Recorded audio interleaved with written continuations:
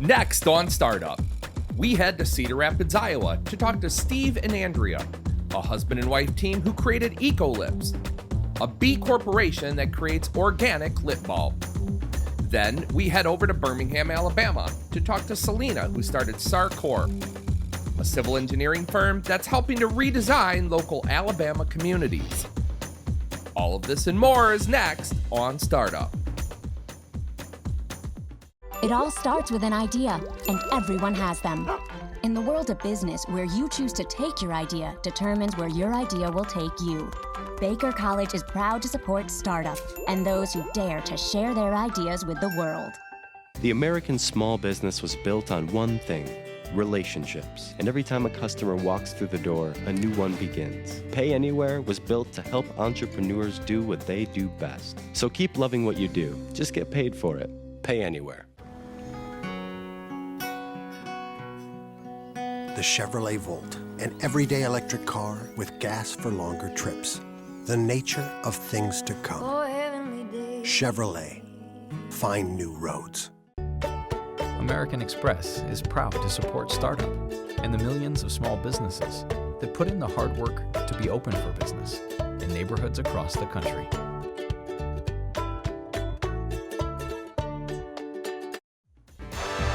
My name is Gary Brado, and I'm a documentary filmmaker and an entrepreneur.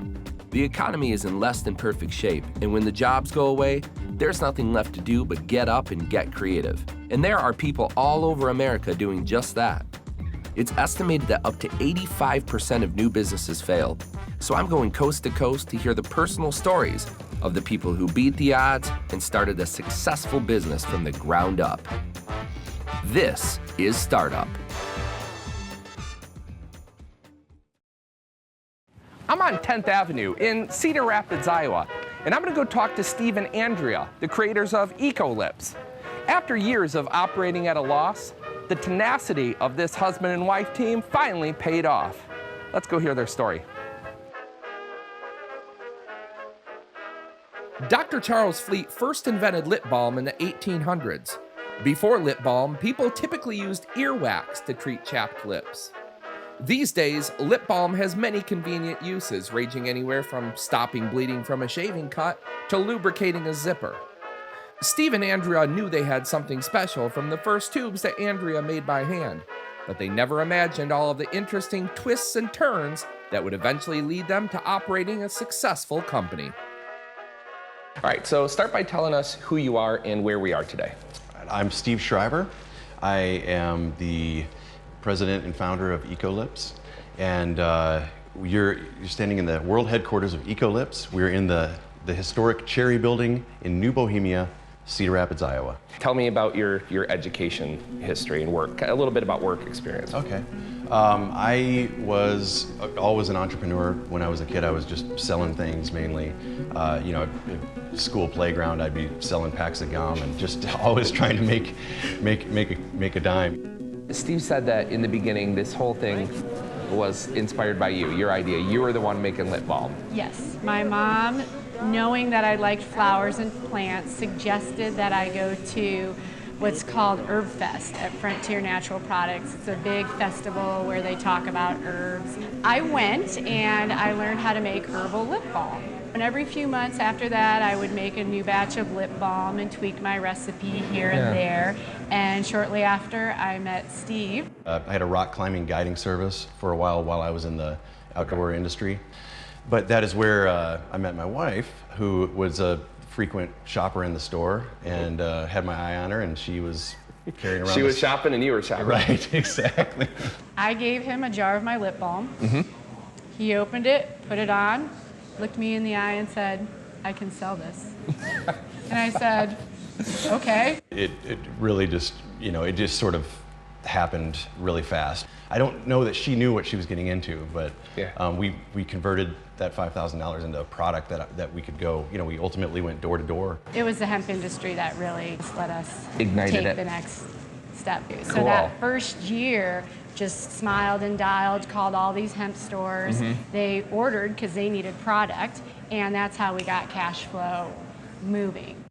Now we sold that business that we had then. It was another business that became a specific private label manufacturer. And so in 2003 we sold off this larger manufacturing business to start Eco Lips, which was the first organic lip balm on the market. You don't have to disclose the exact amount if you don't want, but were you able to sell it for quite a bit? Yeah, I mean at 30 years old, 7 figures. 7? In 6 years after we started it with $5,000. So it was. So you became a millionaire. Right. Yes. That's incredible, man. You're hanging out with a big guy right now. Holy cow. Lip balm doesn't actually moisturize your lips. It just seals in the moisture that's already there. I want to hear from 2003 after the buyout to Eco Lips. What were the steps and stages over that process? We started full-time, 80 hours a week on Eco Lips, and it was, coming up with products and pitching stores in the lip balm category. And at the time, there was no organic lip balm on the market. Mm-hmm. We saw a big rise in the potential of organic and the demand for organic, and we just hit the streets. Ultimately, went door to door selling lip balm. How long before you became profitable? How much money did it take to get it off the ground? Was this the facility you moved into? Yeah, we started in this building. Okay. And we were not profitable for the first 5 years. 5 years. 5 years. I ended up in the hospital 3 years into it for stress-related illness. No. And I've been a healthy person my whole life, but there was a point where we were losing $30,000 a month. And that could only last so long. And it was, there were times where most people would have closed the doors. Owning a business, it's ups and downs, and downs. So it's just one day at a time. Was there ever a point that you got scared, like, this might not work? We're gonna have to stop? No. Never? No, never thought about that. And with $30,000 a month, that million turns into $5 pretty quick. Right. Oh yeah, yeah. I was the wealthiest broke guy I knew.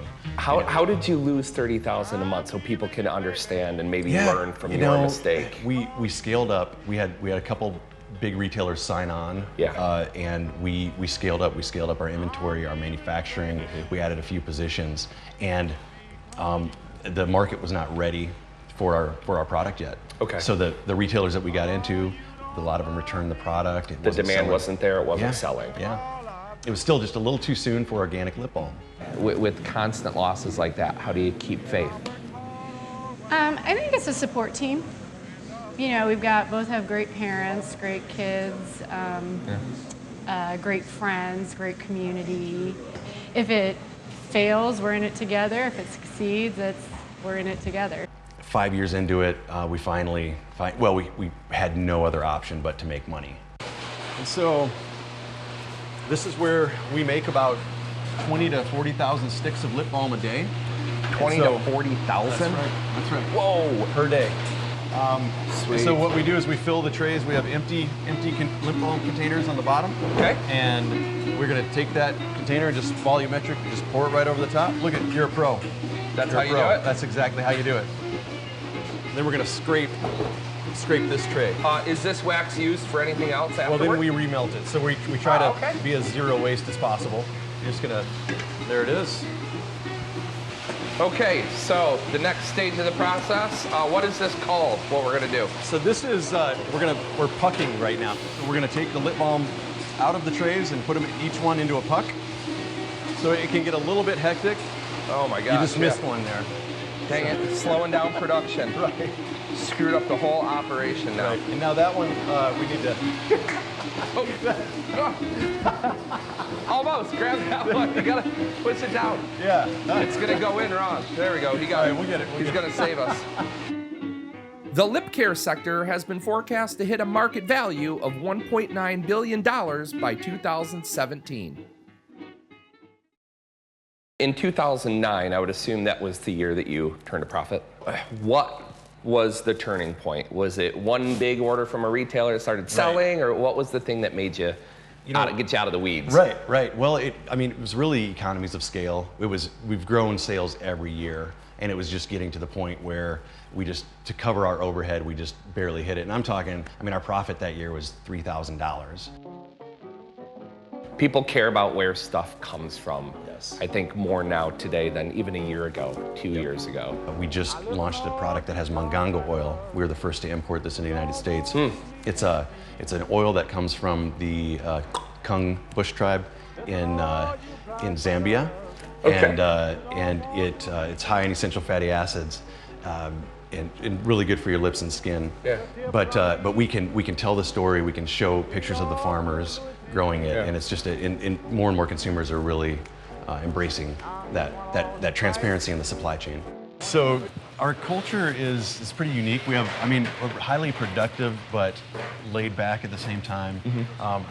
For instance, you saw the bikes in our lobby. Yeah. We have bikes available to employees. We do employee bike rides a couple times a week. Massage therapist is coming in on Thursday to give chair massages. We have a sabbatical program, so after you're here for 2 years, you can take up to a month off. We have this bad vibe policy. If you got a bad vibe for the day, it's like you don't even come through the door. Yeah, Bad vibe. Don't come to work. How cool. You ever have somebody come in with a bad vibe and be like, yo, man, Right. just go chill. Yeah, that has happened, and there have also been times where people don't come in. It's like I'm not having. Everybody has a bad day. Don't bring it to work with you. That's very cool. Yeah. As the CEO, you probably earn a 6-figure salary. What are you doing with all of that money? I bought a hamster. Great investment. Do you do all the P&L, like profit and loss sheets and all of that, and take care of a lot of the accounting and payroll? I have no idea what that is. Are you at the comfort stage right now? And what's the next step? We grew 54% last year, which for a 10-year-old company is pretty stellar growth. Yeah. And so that was uncomfortable. It stressed our people out a little bit. And so we're trying to figure out, we actually reeled the growth in this year. We're trying to limit the growth to 30%. So it's a good time to be in this business. Great problem to have. We're limiting growth, guys, okay? Yeah. If somebody else out there was interested in getting into something similar, or anything for that matter, what would you say to them? Do it sooner than later. It's never going to get easier. If you wait for the right time, it's like waiting for the right time to have kids. Like there's no right time, just do it. Stay positive, persevere, and take calculated risks. Okay. Thank you so much for talking to us today. Thank you. Really appreciate it. All right. There are a million ways to start a business, but how did Steve and Andrea do it? Let's find out. They started with $0 in the bank and a credit score of around 600. In their first year of operation, it cost around $5,000 to open the original business. And although the company made around $100,000 in its first year, it operated at a loss. The word that Steve and Andrea said best describes how to make it in business is passion. Ecolips was an organic idea with raw potential. And Steve and Andrea just minded their own beeswax and didn't listen to negative lip service that would gloss over their original mission. Looks like Steve and Andrea were able to make up the recipe for their own success.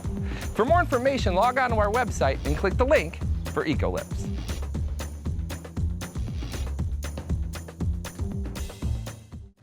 I'm on 19th Street in Birmingham, Alabama, and we're gonna go talk to Selena, who created Sarcor, a civil engineering firm that's helping to redesign the infrastructure of cities all over Alabama.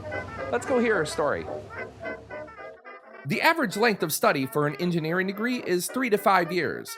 Women receive around 20% of all civil engineering degrees, but only encompass around 13% of the total workforce. Selena has always been passionate about rebuilding her community, and after years of education and training, she's realized her dream by opening one of Birmingham's premier civil engineering firms. Tell us who you are and a little bit about your background. All right. Well, my name is Selena Rodgers Dickerson. I've been married about a little over a year now. I'm from Birmingham. I attended St. Mary's Elementary here it's actually in Fairfield. I attended Ramsey High School, which is right below the statue of the guy holding the torch. In Birmingham. The Vulcan, yeah. It's a cool place though, if you get to check it out. And then I went to Tennessee State in Nashville. I Okay. graduated with a degree in civil engineering from there. I also have a master's degree in business administration with an emphasis in project management from Capella University. When I was in school for civil engineering, my focus was primarily on transportation. You need the pipes under the roads. You need your stormwater. You need all those things to help get plumbing to and from the house. You need to have stable roads. You need to have lanes wide enough for cars to drive Tell us on. up in Detroit, you know, we could use a few more stable roads. I've seen my car disappear into a pothole before, you know, I had to crawl back out. So we could use some road help up there. Okay, so civil engineering is all the stuff that a lot of it is what we don't see. You don't see. Mm-hmm. Okay, that we just take for granted that people don't even know necessarily. That's correct. There's a whole lot going on underneath. There is a lot going on. Tell us about your first job out of college. The first company I worked for was Alabama Department of Transportation. That was, I believe, was a great way to start my career because it helped me take the theory from what I learned in school and actually learn how to apply it in the real world. What did you do specifically with the Alabama Department of Transportation? Roadway design. Yeah, so there may be roads going down 280 or some are in various counties throughout the 3rd Division area, what this area covers, that I worked on, just helping to repave the roads. So one of the busiest roads is right over here on University Boulevard. And it was a few years later, and I realized, I said, wait a minute, they were actually doing the project. I said, I did that design. And that was like my first time that I actually had that good warm feeling that I had a part of that project. Let's talk about opening your own firm. Okay. How did you go about it? Everything from naming it, to the brand, to the space.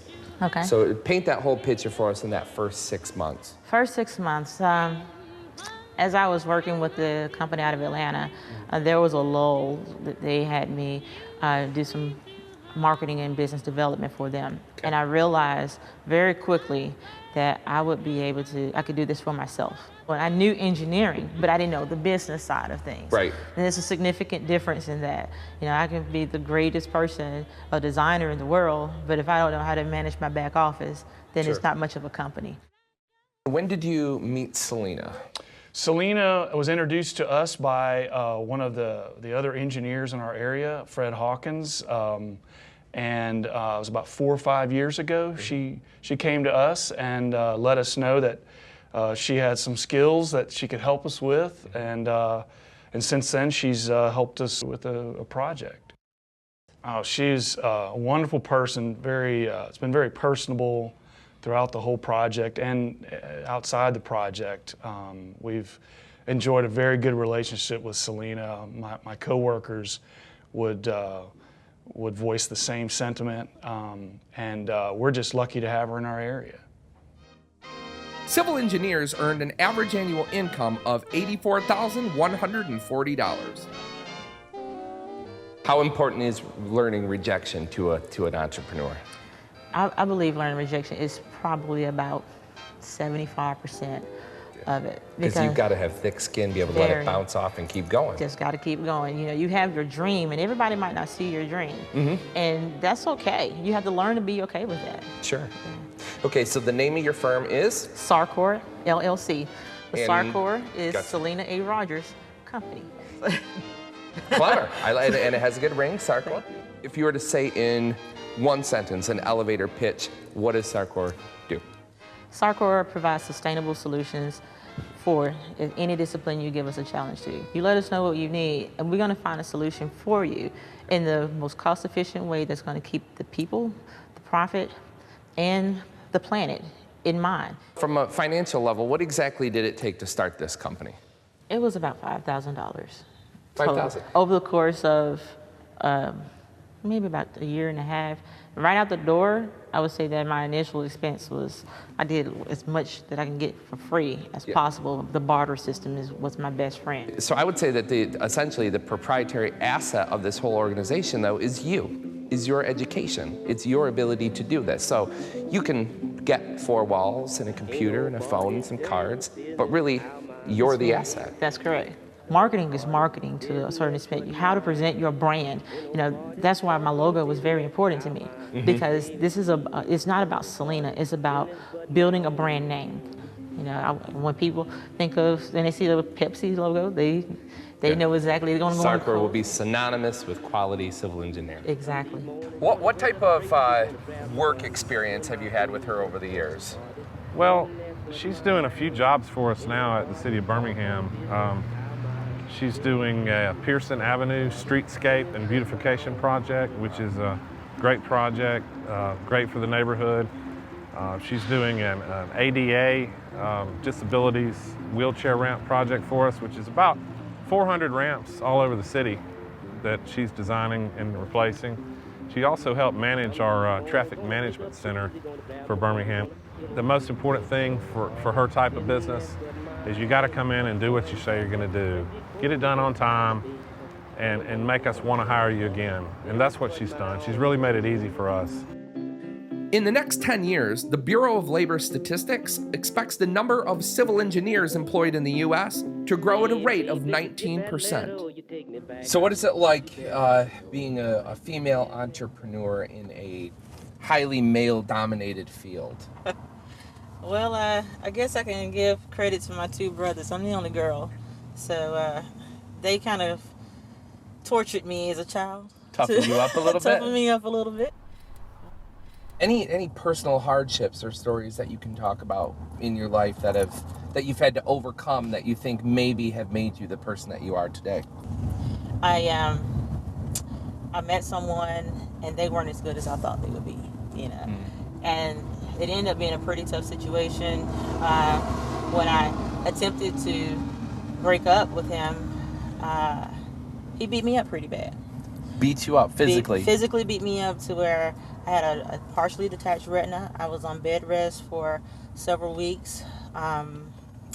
It was a serious case of domestic violence to the point where I pressed charges. I highly recommend anybody to press charges. There's no love involved in that.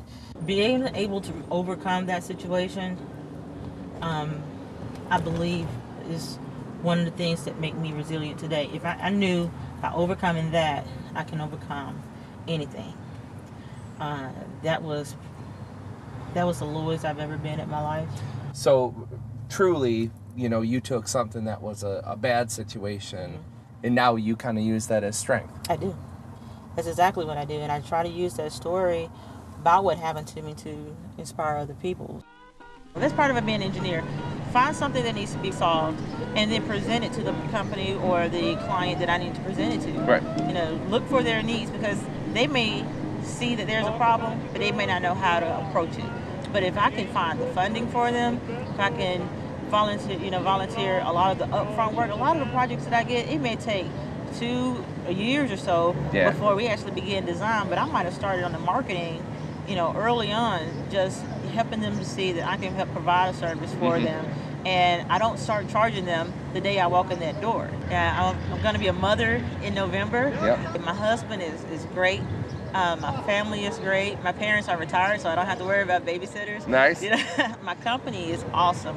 And wanting to have a family kind of pushed me to go after my dream. Well, I got to say, this is it's been an inspiration to me, and I know it's going to be an inspiration to a lot of people watching this. So thank you so much for taking the time to talk to us. Thank you. I appreciate you. There are a million ways to start a business, but how did Selena do it? Let's find out. She started with $5,000 in the bank and a 650 credit score. She self-financed opening the firm with around $2,400 from her 401k. In her first year, she operated at a loss. She has a master's degree in engineering, and the one word that she uses to explain what it takes to make it in business is persistence.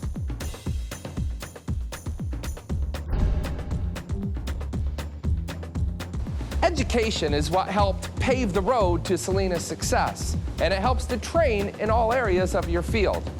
Although there's no roadmap to entrepreneurial success, looks like Selena is on the right track. Trust your instincts, and that can be the foundation of your success. For more information, log on to our website and click the link for Sarcor. I had made so many mistakes, coming up as well as after I had money. We see that often with usually athletes that are, 3 years out of the league. I think about 65% of them are bankrupt. And financial intelligence is the fundamentals and the basics to business. And if I had a chance to really talk to myself, I would say go to school, understand finance, understand compounding interest, understand penalties, understand everything from mezzanine financing to how to put your money to work for you. So financial intelligence is by far the most important thing to understand in business. Next time on Startup, we travel to Minneapolis, Minnesota to meet with Rodgers, a true bicycle connoisseur and one of the owners of Alley Cats, a shop that sells, repairs, and restores bicycles. Then we swing by Iowa City, Iowa to talk to Julie, a former nursing student who grew up cooking family recipes of traditional Italian food and created Zaza's, an Italian specialty market that makes fresh homemade pasta daily. All of this and more is next on Startup. Yeah, that's another option for you. Okay. See, this might be a little bit more your color. This one fits perfect. Oh, it feels good too. Like it was made for you. I feel very free. Well, so I know we're on opposite sides of the fence, but why do you always gotta balk about what you do, huh?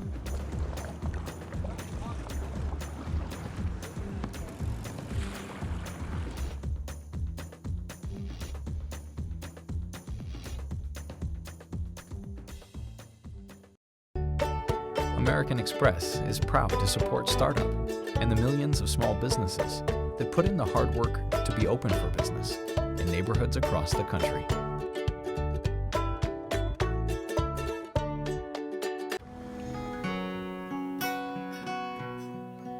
The Chevrolet Volt, an everyday electric car with gas for longer trips. The nature of things to come. Chevrolet, find new roads. The American small business was built on one thing: relationships. And every time a customer walks through the door, a new one begins. Pay Anywhere was built to help entrepreneurs do what they do best. So keep loving what you do. Just get paid for it. Pay Anywhere. It all starts with an idea, and everyone has them. In the world of business, where you choose to take your idea determines where your idea will take you. Baker College is proud to support startup and those who dare to share their ideas with the world.